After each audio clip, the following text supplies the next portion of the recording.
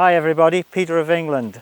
Today's video is one born out of increased frustration and increased sadness at the cinema and the theatre that is the geopolitical backdrop for everything you see presented to you in the media and by other sources.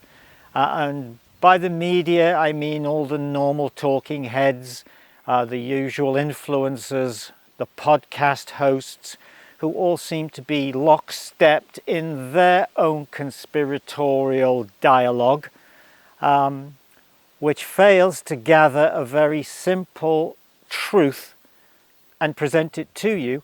And that truth is, you're being fucked over 4 ways from Sunday. You are being duped. You are being hoodwinked, and you are being convinced that the political stage, the geopolitics of war is something that casually happens between people who fall out. As someone very famously said once, there is no such thing as a coincidence in politics. So what we have, and I've referred to this in a previous video, we have something these days where the politics of reality, in inverted commas, is engineered by the politicians. There isn't any right, there isn't any wrong. They don't have to do anything particularly well. It's based on a type of science fiction dysphoria and dystopia rationalized by two brothers in the Soviet Union in the 70s and 80s. They were called the Strugatsky brothers. I've referred to it in my previous video, so you might want to do a search on that. It was called a roadside picnic.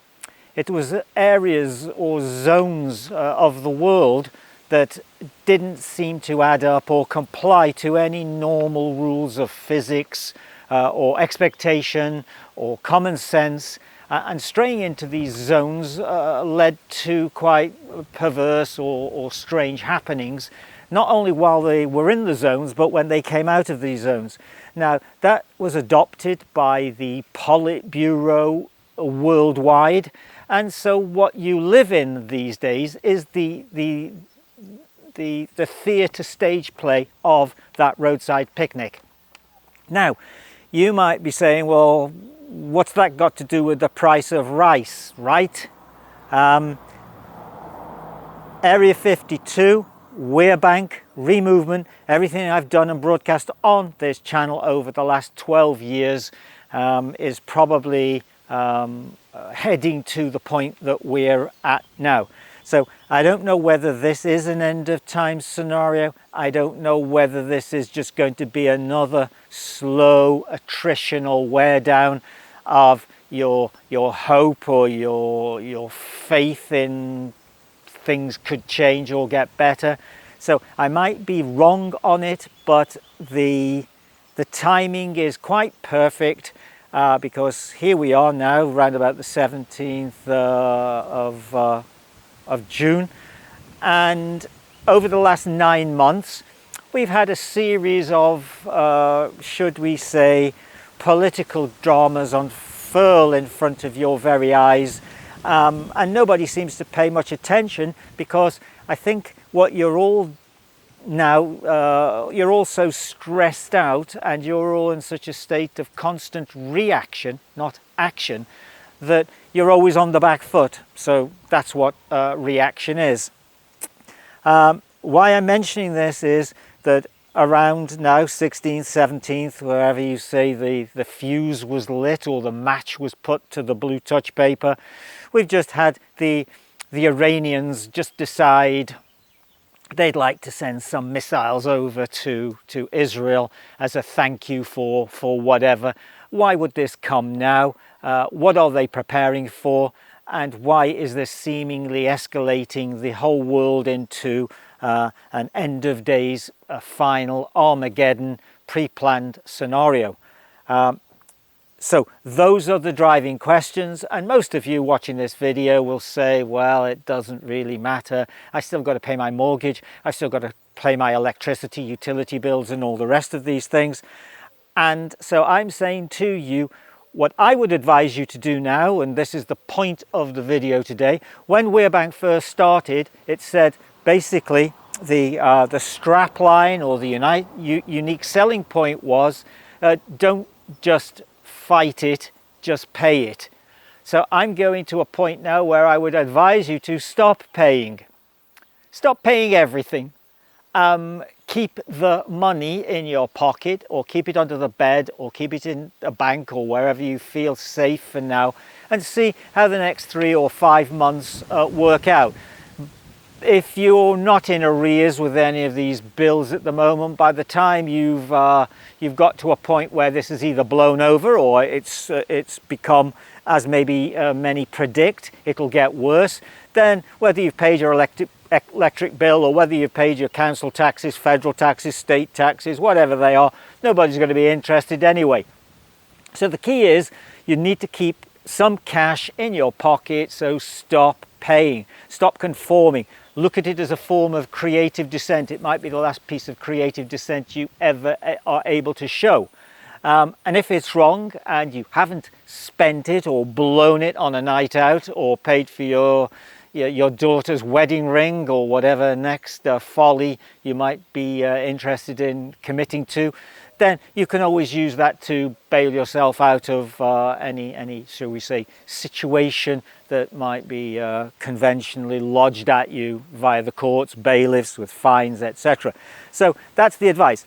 In addition to that, there are still these instruments by Weirbank. These are the bills of exchange, they are the HMRC checks, they are the additional promissory notes that we offer to you to help solve your financial jeopardy. So those are still there, they're very much available, and what I'm also trying to do is point you towards Area 52. That's www.area52.life. You can see in the description down below. That's something we are looking to begin to push even more seriously now as we're coming up to this exodus or transition phase, maybe in world politics, that is going to affect many of you. What I've done is I made just a few notes just to highlight the degree of manipulation that is the world you see, which is non-existent. It's really brought to you by a screen, whether it's your phone screen, whether it is your TV screen or your laptop. And I would say that of the characters that populate your world, their so-called reality, 99% of them that you've never actually seen. You might have seen the odd politician, but over your lifespan, let's say you're in your mid-30s, late 40s, the number of celebrities, etc., that you've actually seen in real life, as opposed to visiting a pop concert or something like that, going to attending a political rally, are very few and far between. So we have these characters on the stage ruling or running the theatre in front of you. It's all scripted. You have characters like Donald Trump, you've got characters like Elon Musk, you've got this recent clown J.D. Vance and the broadcast so-called confrontation with Zelensky. Why I'm mentioning all this is there's a series of these constant theatrical punctuation points that just seemingly appear and arrive and keep as a talking point. So I went back only 9 months. I went back to October the 6th, 2024, when we had this mysterious arrival, as if they were in ghost ships, by Hamas or Hezbollah, when they decided to take these paragliders and fly over into Israel and commit so-called atrocities. At the time, that was going to be the end of the world. Here was the next world war going to start over this, possibly, and it came to very little. So then we've had as a constant backdrop this furore about Ukraine. The country's been emptied. They've all migrated to Europe. They're in Poland, they're in America, they're in Germany and the UK in the hundreds of thousands. And now that is of very little consequence, because we've got what's going on at the moment, supposedly by the stage actors that have all exited left stage and now decided we'll pick up the slack in Iran. So that's that. We had the Houthis in Yemen. Oh, in Yemen, that was going to be a big one. The Houthis in Yemen, it's like somebody with a bow and arrow and a pea shooter trying to shoot down an F-16 plane. Yeah, they've got nothing. They've got no navy, they've got no military. They're just a band of wandering minstrels who the world stage thinks, oh, let's just direct something over to Yemen. That's an interesting part of the world. Then we've had this China-Taiwan debacle, which has been going on forever, that the Chinese want to take this little island back as if they've got nothing better to do. We then had the conflagration that nearly led to a nuclear confrontation, as announced by the defense minister in Pakistan, when the 26 tourists were supposedly killed. Were they? Were they not? Who knows these days? That nearly led to a major escalation on that border between two arch enemies, India and Pakistan. And so, with the technology in Pakistan, no insult to all the Pakistanis out there, how did they become a nuclear power throughout the 50s and 60s? Yeah, it makes you wonder who would give them the ability to go nuclear at that stage. Yeah, they had got about maybe 20 buckets of rice between the whole country and not a pot to piss in, yet they became a nuclear power. So this was quite interesting, because all this is planned way, way, way in advance for future outcomes. All the cards on the table are known and are played to pleasure. Okay, so what else did we have? We have recently the mystery plane crash. The day before, that was in Allahabad, was it? When 270 or nearly 300 people died when this plane failed to take off. And that distracted the world, everyone watching the news to find out what's happening there. And mysteriously, the very next day, we get the Iranians sending these missiles over to Israel, which is this constant backdrop. What else did we have? Well, I've mentioned the Zelensky J.D. Vance contretemps. We've had Trump making promises after promises about what will happen with Epstein, what happens with the JFK files. Would he ever jail Clinton? No, never. He's always promised it and never done anything. So he's just the player, the play actor. All these politicians are running the clock down on you. Promises, promises, promises, and nothing ever gets done. His tariffs, yeah? Trump decides he's going to unilaterally impose these tariffs, and all the world shakes. The news is saying, wow, what a terrible situation this is going to be.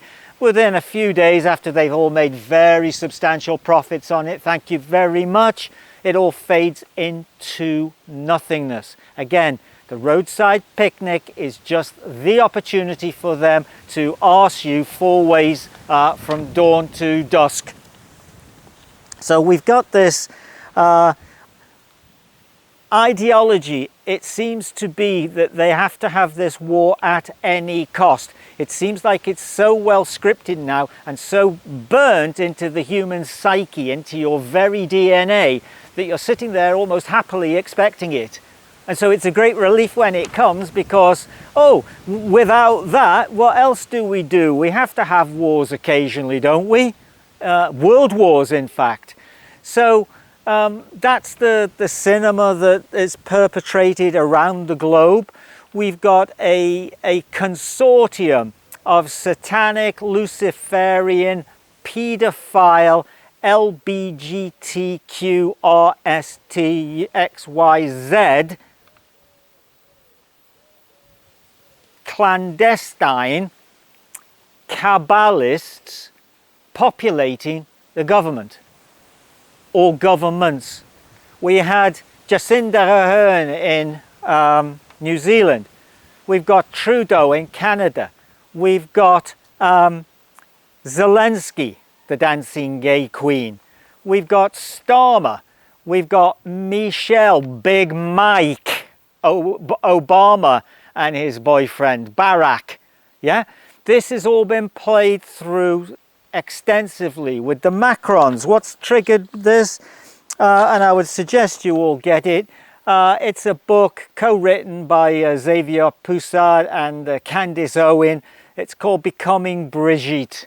It basically tells the story, as I thought at the time, Macron coming into the political field in 2016. Within a year, he'd become president of France. How can it be? He was an absolute unknown, but jettisoned in. The book exposes in detail the coterie of individuals that surround Macron. Donald Trump knows full well about what Macron is and what Brigitte is or isn't. Yet the club protects its own and they play the game on and on and on and through.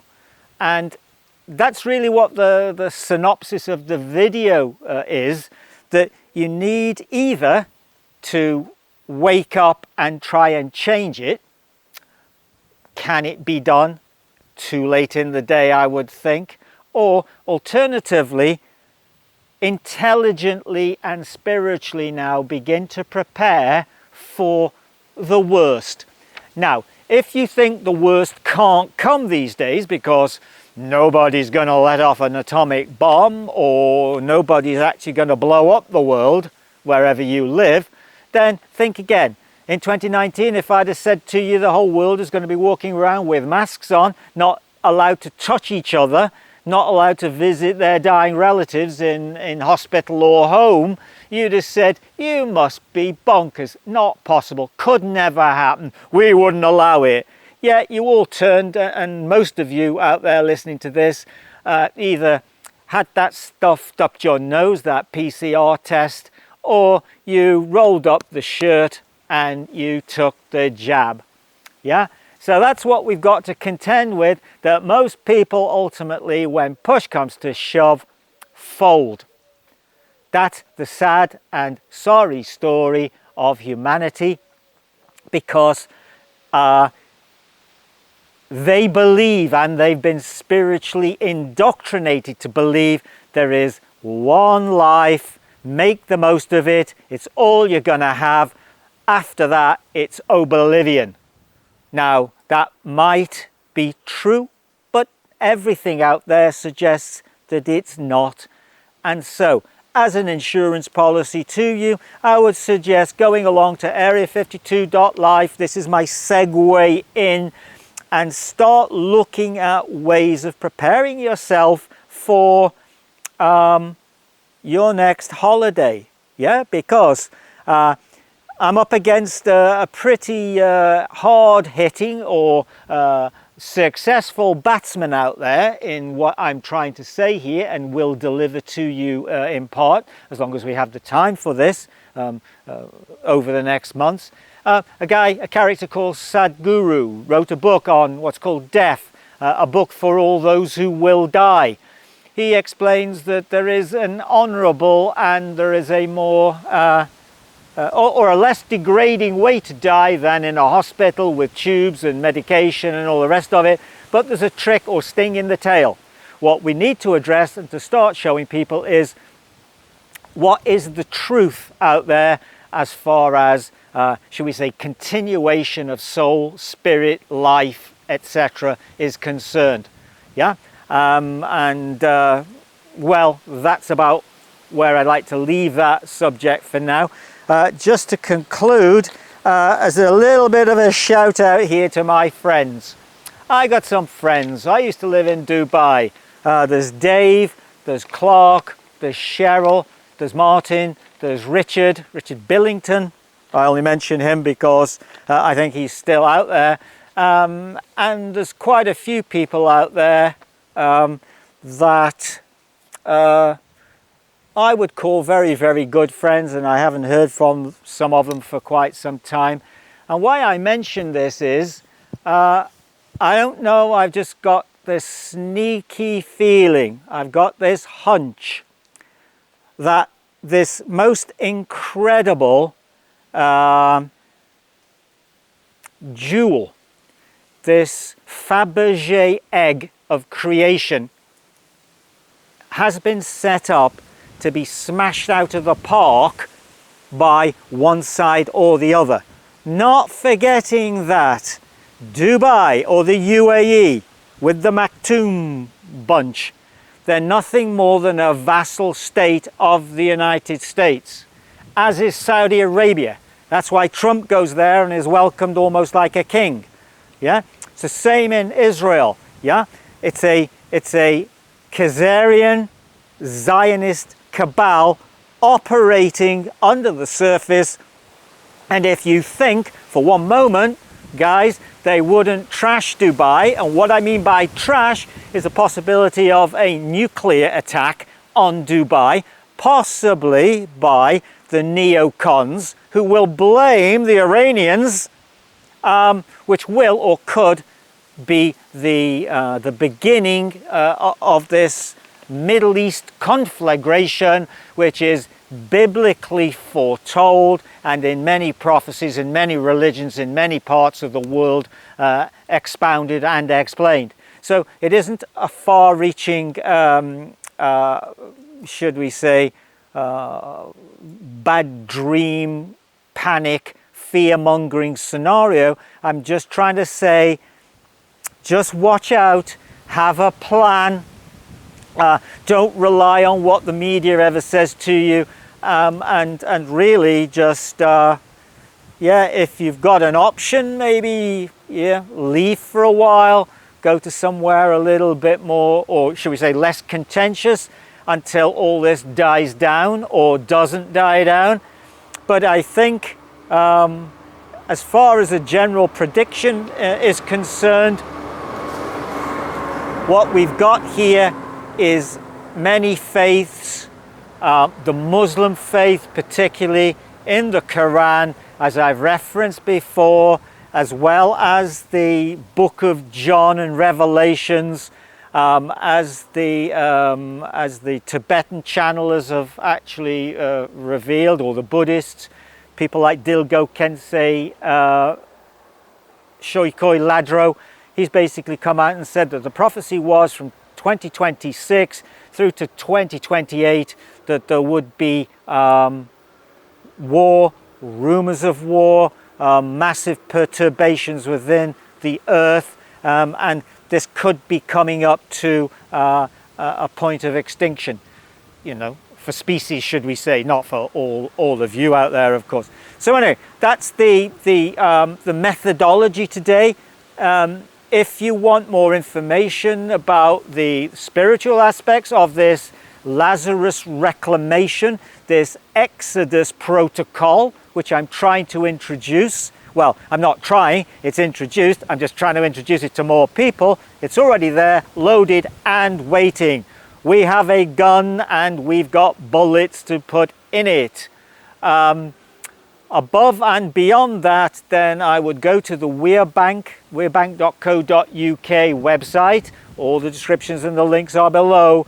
And look to what you can use as effective financial instruments whereby you can tender the payment to the so-called creditor, not forgetting, for all those who've cleverly and very faithfully stayed to the end of the video here, that the payment is not in the banknotes, it's not in the card transaction, it's actually in the noun, the verb, or the adjective, however you want to describe it, as the tender.